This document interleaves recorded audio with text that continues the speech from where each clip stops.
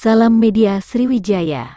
Polda Banten menangkap 65 pelaku judi online dari sejumlah wilayah di provinsi tersebut. Dari penangkapan itu, petugas menyita uang hampir 1 miliar rupiah. 65 pelaku itu ditangkap dari 29 kasus tindak pidana perjudian dengan barang bukti uang sebesar 947 juta rupiah, kata Wadir Krimum Polda Banten, AKBP Dian Setiawan, Kamis, tanggal 25 Agustus tahun 2022, dalam gelar perkara di Mapolda Banten.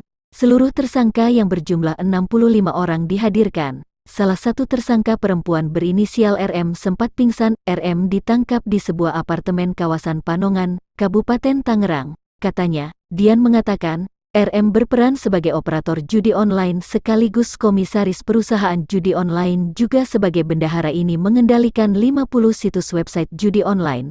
Dia juga bertugas mengumpulkan uang dari 50 leader website judi online. Dalam satu hari judi online ini meraup omset 3,9 miliar rupiah, katanya.